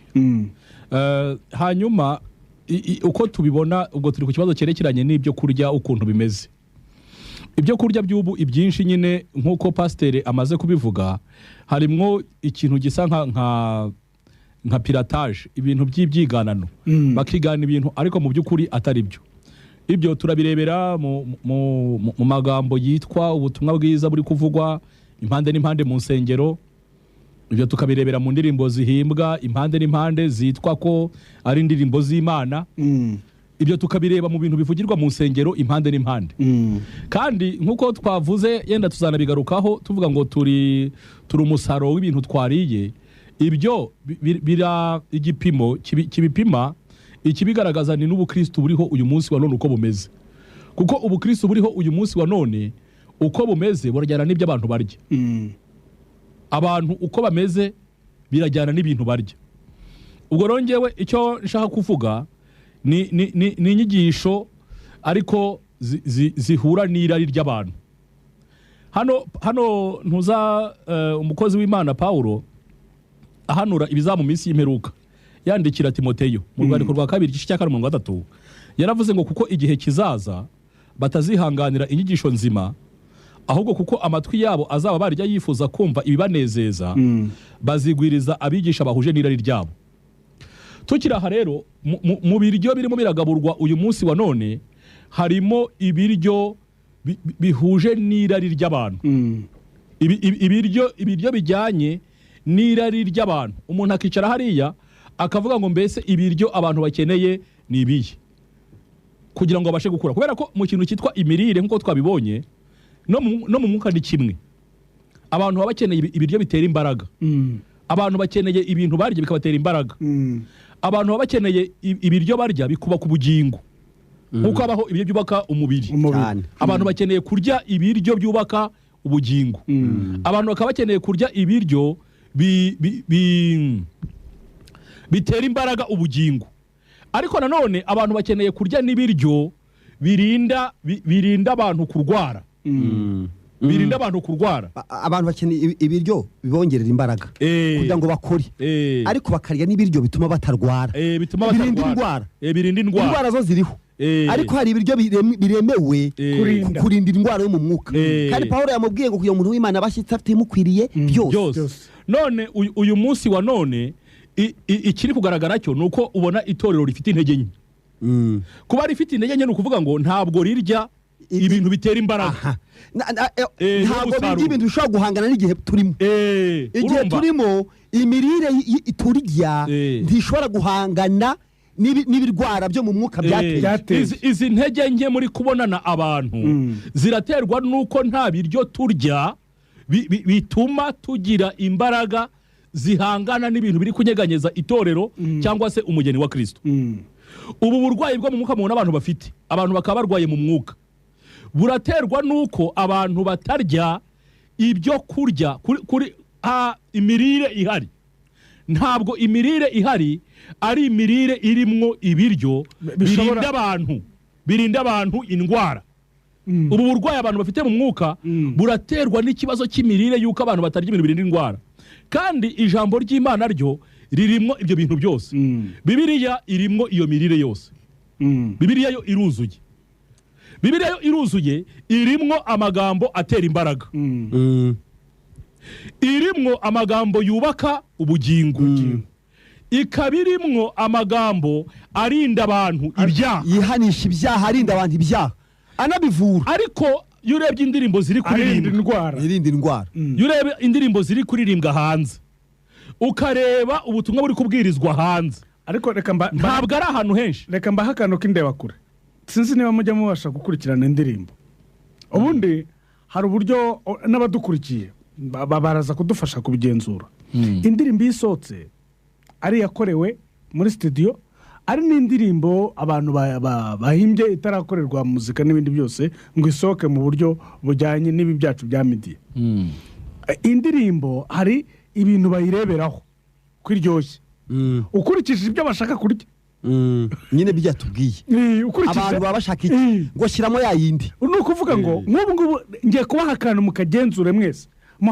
Ndabizi ko muhagarariye ari byiciro muhagarariye, muraza kwita mukabona. Umuntu witwa umuhanzi, abo twita abahanzi nubwo ari abaririmbyi, buryo umuririmbyi wese iyo ajya kuririmba indirimbo ashaka kugira ngo ayipresente imbere y'abantu agiye kuyigabura, tuyifata nk'ikiryo, ikiribwa, hari akantu k'akarungo ashyiramo gatuma abantu bayikunda, gahumura ariko kadafite ikintu kamariye. Reka nkwereke, cyambere igomba kuba ibyinika, igomba kuba ifite ingoma. Ako kantu wakuvise igomba kuba ibyinika ku buryo guhagurutsa umubiri karugutse kamere ishusho umubiri. Hari yahubwira ngo shyamo kakijya dushyushye, tumva bavuga ngo twumve ngo ndabona ngo mwakonje gusama gashyushye. None gashyushye iki? Gashyushye umubiri, ntago shyushye umubiri. Urumva agomba gukora ibishoboka byose. Hakaba hari imbaraga zindi ziri muri uwo muziki kugira ngo umuntu ahaguruke rwose, nawe kandi atambe n'abandi bose batambe. Iyo nindi nushaka wayikurikira kuva nta butumwa burimo, nta message, nta kintu kirimo gifata. Oya nyine ni yameni nababwiye ibiryo nta bihari. Ugasanga ibintu bivugwamo ibyitwa ibiryo no kubyina, ibyitwa no kubyina. Ubwo rero ni biri ku isoko. Tugera kubigisha ibiryo byo mu ijambo. Oya ibiryo nago turabirangiza neza. Ariko ibiryo biri mu ijambo no mu ndirimbo no mu buhanuzi. Rero turamasahana. Oya fata meza, dufata meza tugiye kuriraho. Ukiro gihe abateye imbere bagira amezi bisorore byinshi, bisorore bitondetse ku murongo nk'icumi. Ishobora gufata ibiryo mu buhanuzi gisorore. Yego, cyo ni kimwe babyemera cyane. Ku buhanuzi ari gisorore, indirimbo ari gisorore, n'amayerekwa n'izozi, ibintu nk'ibyo byose byose nibisorore. Ubuhamya uremera kari gisorore. Ugomba gukoramo ameza yanjye ariho ubuhamya, ariho ubuhanuzi, harimo iyerekwa, harimo inzozi, harimo umuhanzi, harimo amakorasi, harimo ngo worship team, harimo umwigisha. Ibyo byose uzi ko ari ibiryo bigenewe wa muntu. Uzi ko iyo meni yose iraho igenewe umuntu w'umwuka ngo akure. Ariko uzi ikibazo kirimo ibyo bisorori, ikibazo kirimo nuko usanga ibyo bisorori biteretse ku meza, ugasanga birimo ibiryo by'ubwoko bumwe. Ugasanga umuntu yateretse ku meza ibisorori bitandatu, ariko byose biri nk'ibirayi. None se nturabona cyangwa biri nk'umuceri. Berutse kujya ahantu, no ikintu aba yahinduye, berutse kujya ahantu ba potage ngo potage y'amadegede ibaho. None bamba n'amadegede ku ruhande. Umva ibyo bintu wamana barambwiye aturaza ngo potage, no mbona n'umuhondo. Ni nkuko baguha ubugari bw'ibigori bakaguha n'igikoma cy'ibigori. None se ibi ni biki ngo potage. Noneho sikoze muki ngo ikoze ngo mu madegede mu kanya iyo nakabindi ni inkono yuzuyemo ko numva no kurya ubugari n'isombe mu kanya, kandi bongera kumpa ibi amagede ku ruhande, amwe bayaseye bayangurisha ukwayo kandi ayishyuye. Ibyo bisoro rwose wabyishyuye, igisoro cy'ubuhanuzi urishyura, umuhanzi ukamwishyura, iki nigose urakishyura, ukaba wishyuye ikintu kimwe. Ikomereza. Noneho urumva ari ikibazo, wajya kubona ukabona ameza yose ateretseho ateretseho ibisorori bitandatu, ariko ino ibaze uramutse usuye umuntu, wajya kubona ukabona yateretse ku meza amasorori atandatu. yose wayapfundura ukabona ari nk'umuceri. dore hano hari isombe sibyo, hano hari imyumbati, hano hari ubugari, bakora amayeri kubera ko ari pirate by'igiganano ku inyuma ku bisorori bakareka ati ibi ni ibinyomoro kandi atari byo, bati ibi ngibi kuri meni kuri iyo bisorori wowe ntumenye ko uretse isahani y'inyuma nta kintu kirimo, imbere nta kirimo, nta gihari. ngaho mumbwire rero imirire yacu rero cyane bavuze ko turya ubwoko bumwe, ibintu byose bisa. umuhanura agomba guhanura agahanura agahuza n'umuhanzi bose. uwigisha agomba kwigisha akarangiza ahuje na wa muhanuzi, ko agomba kuvuga ati abari bahamwese muri irabirangije. ubu ni uwigisha. n'umuhanuzi avuga ati tano witeka yaryishimiye ati kandi bagira mu rugo musange byahageze. uririmba akavuga ati neza neza ati irabakwiye ati uraragurira nijoro mu gitondo bugacya neza nguseka. abantu bagusekaga bose bagiye gukorwa n'isoni uramutse uzamutse bati mumuherekeze. urumva kandi ikibazo tukiro pase nuko ibyo bisorori bizenguruka igihugu cyose. aba bahanga bateka bahawe isoko. none se ntaguzika kandi wamanitse barusarura mu nduru. hari akantu wavuze kameze gutyo ko kuba umuntu ashobora guprofita iyo nzara noneho ugasanga bigize ubucuruzi. ibi bintu n'abantu badukurikiye bajya babyinuba, bajya banamaga ku maradiyo bakavuga bati ibintu rwose wapi. umuntu akaza ukabona nta kintu afite ariko ni ngombwa kuri umutegere. abantu barabyibaza kandi arava aha. reka nkubwire, wari uzi ko hari umuntu ugira ajenda, jye mubare mu byumva, umuntu ugira ajenda uvuga ngo saa 7 ndi mu cyumba cy'amasengesho ahantu bita wenda urugero ni ahantu A, isaa 9 ndaba ndi mu kindi ahantu muri B, isaa 12 z'umugoroba ndaba ndi mu kindi mu cyumba cya C. ugasanga afite ibyumba ku munsi 5, ahora azunguruka ahantu hose ukwezi kukarangira, ajya mu byumba ku buryo igihugu cyose aba gifite muri ajenda. ibyo binatanga n'ibiki? urumva nyine nandi ku kibazo cy'imirire duhereza abantu, niba turi abantu bagabura yenda rero tuzakigeraho. ni ukubanza twareba niba mu biryo turi kugabura niba harimo ibyubaka ubugingo, tukareba niba mu biryo turi kugabura harimo ibitera imbaraga ubugingo, tukareba mu biryo turi kugabura niba hari nk'ibiryo birinda abantu, protection, bishobora kurinda abantu satani, bikarinda abantu abadayimoni, bikarinda abantu umubiri, bikarinda abantu isi. niba ibyo biryo bihari, ibiryo bigera bihari rero abantu bava nk'abantu bazima. ariko ikibazo ahantu hakiri iyo mirire iri hanze uyu munsi wa none, icya mbere twabonye nuko iyo mirire ifite ikibazo uyu munsi wa none. hari ibiryo ariko ibyo biryo nta buziranenge byujuje, si ibiryo nyakuri. noneho ikibazo ahantu rero ho kiri, noneho harimo n'ibiryo birimo uburozi. aha ubwo turi ku biryo. ibiryo icyambere oya tugeze ku moko y'ibiryo. ibiryo bimwe nta kintu kirimo, twabanje kureba yuko nubwo nta burozi burimo ariko nta n'ikintu kirimo kindi, nubwo bitondetse ari byinshi. yose uri umuceri wonyine gusa nta kintu birenzaho, hari icyo utwaye ariko hari ibyo ubura. komeza nagwe bahaye n'urugero, hari n'utuntu ubona. komeza kugira ngo ducunguze uburyo umwete. urumva nyine ibindi birimo uburozi. hari ikibazo cy'ibiryo birimo ikintu cyitwa uburozi. ibyo ni ibinyoma, kandi kugira ngo abantu bemere ibinyoma ni uko umuntu avugisha ukuri nka 90% cyangwa 80% agashyiramo ibinyoma. ariko uduhe n'urugero kugira ngo abantu bemere ikinyoma nuko kigomba kuba kirimo ukuri kwinshi. reka mbahereze urugero. tubwire neza iyo kintu uvuze. kugira ngo urye uburozi nuko ibiryo uburozi buba buke, ibiryo aribyo byinshi, uryo uburozi butagaragara.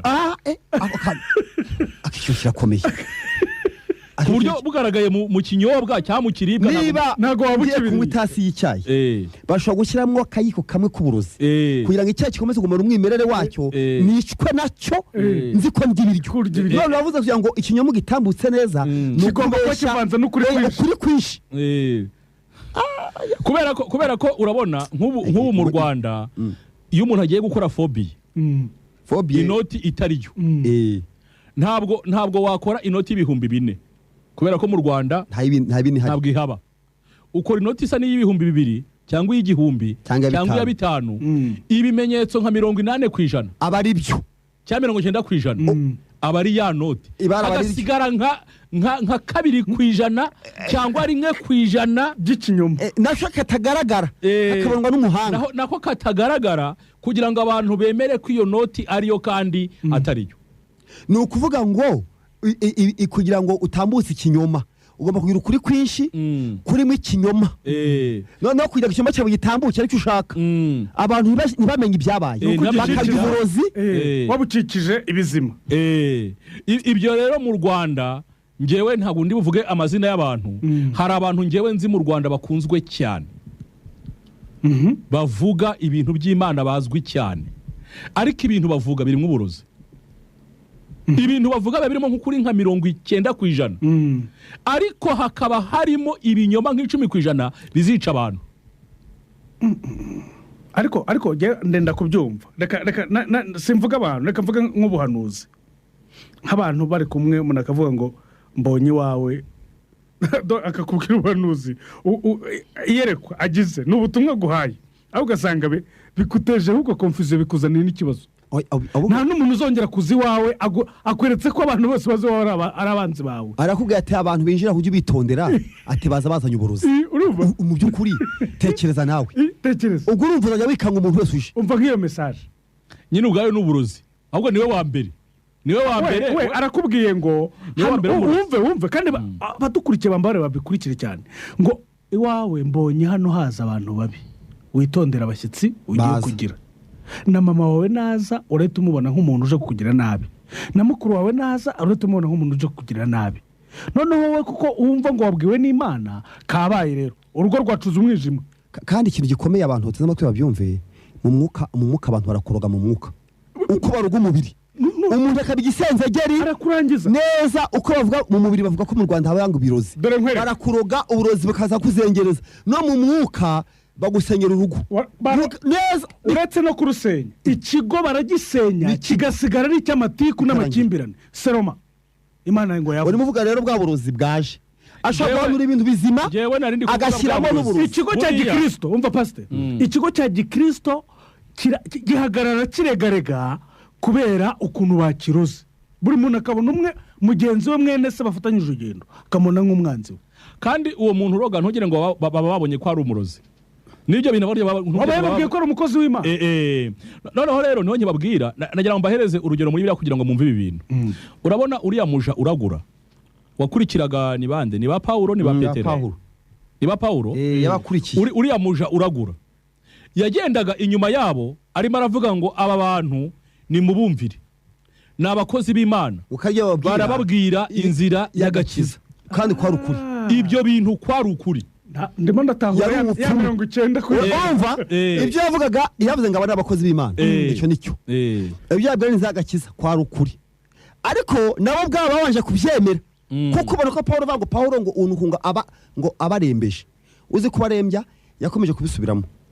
Baza kumenya ko ari amayiri ya Satani yo kujijisha kugira ngo abantu kwari ukugira ngo abantu batekereze ko uwo muja uragura ari umwe n'aba Paulo.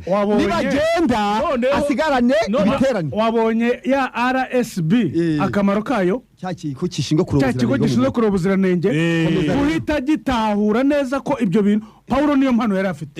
Yo gutavuga ngo uyu muntu waduherekera.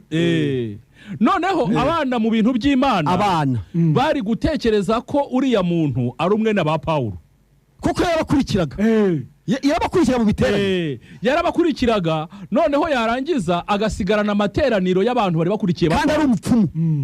Noneho yarangiza agasigara ari kubayobya, bagasigara bamufitiye icyizere n'ibintu ari kubabwira ko ari byo, bitewe nuko yagize gute, bitewe nuko bamunanye na ba Paulo na ba Petero n'abandi.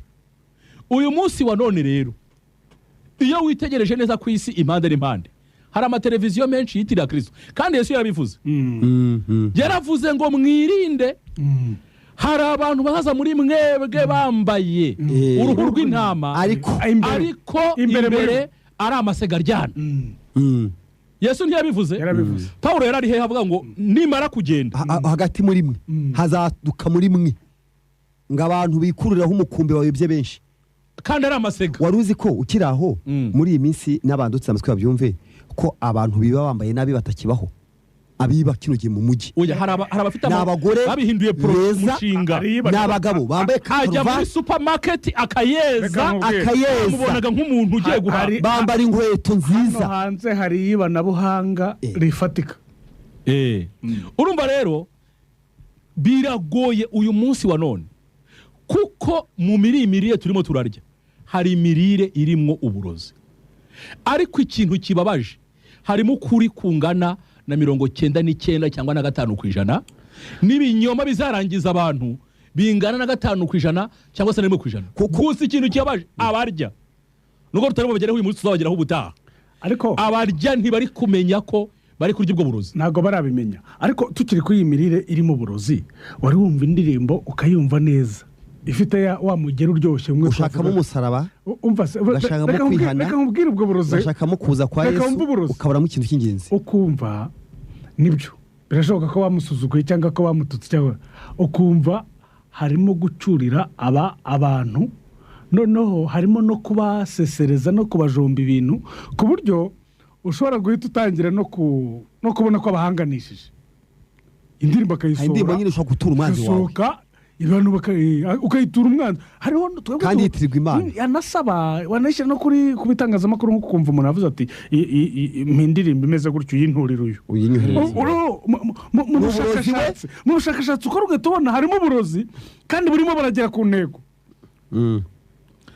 Urumva rero tuzagera ku barya yenda tubagira inama.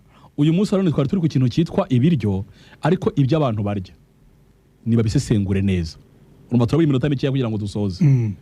Ibyo abantu barya nabo nibatekereze, abantu tuzi ngo turimo turarya ibiki. Aha ngaha ikintu twavuze cyane cyane ni ibiribwa, wenda abagabura n'igikoni aho bitekerwa. Urumva ko bya byose hari uburyo tuzinjira muri ibintu uko ari bingahe, ariko ibiribwa aho twari tugeze ntekeza ko twagera no mu mwanya wo gusoma ubutumwa bugufi, noneho tukasoma no kuri page yacu ya Facebook, byabo nko tukakira na telefone abantu bagatanga icyifuzo. Ariko icyo turiho no kurebera hamwe inzara yateye twayibonye, kandi turimo turareba noneho ibintu abantu bari kurya bibwira ko bari kwimara inzara ni ibiki. N'umuntu ashaka kutubwira ati rero mfite ikibazo cy'imirire mibi, akaduhamagara bati akanatwandikira ati nagize ikibazo cy'imirire mibi kuko ibyo byose muvuze narabiriye kandi byaranyangije. Noneho tugafatanya kurebera hamwe noneho indyo ishobora, wabitubwiye, indyo ishobora kuzahura umuntu ikamukura muri ubwo buryo. Ndeka mu kanya gato tugaruke rero twinjira mu ariko turaza gufata umwanzuro w'iki cy'uyu munsi kugira ngo hakorwe iki kubijyanye turaza kwanzura. Ariko reka mu kanya gato tubanze dusome ibiri kuri page yacu ya Facebook, turebe na SMS zagezeho.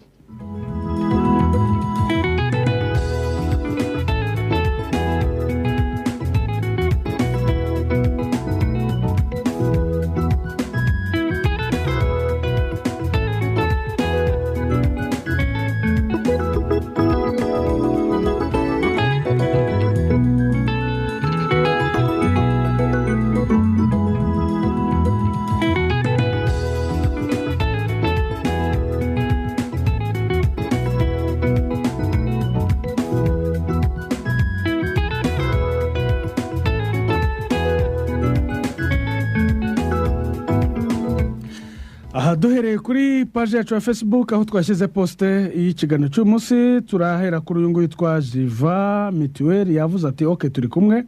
Hanyuma uwitwa Ndaruhutse Albert yavuze ati good. Hanyuma uwitwa Muhamahoro Jean Claude yavuze ati Yesu wacu ni umwami nashimwe, iyi nyigisho irarenze pe, ngewe nkajya nge nitwa Muhamahoro Jean Claude. Burya iyo wariye nabi n'umubiri wawe werekana ingufu nkeya, niyo mpamvu no mu mwuka iyo wasomye utabyitayeho ugasenga bitagufasheho, n'umubiri w'imbere uko uw'inyuma niko n'uwo mu mwuka w'imbere asaza. Yavuze ngo Jesus is coming. Aha uyu nawe yitwa Niyonzima Samuel, irindi ngo nimbarimo mbazi bada, yavuze ati tubategerezanyije amatsiko menshi cyane, turabakunda bakozi b'Imana. Uyu nawe yavuze ati yitwa Hakorimana Happy Boniface, yavuze ati nge nge simbumva mwohereze antene i Rubavu. Uyu ari Rubavu yasomye poste yacu. Uyu nawe yitwa Nsekanabo Theoneste yavuze ati Yesu ashimwe, ibiryo byacu mu buryo bw'umwuka ni ijambo ry'Imana. Nibyo koko indwara ziterwa n'imirire mibi ziragwiriye mu buryo bw'umubiri nka bwaki n'izindi. Ni nako bimeze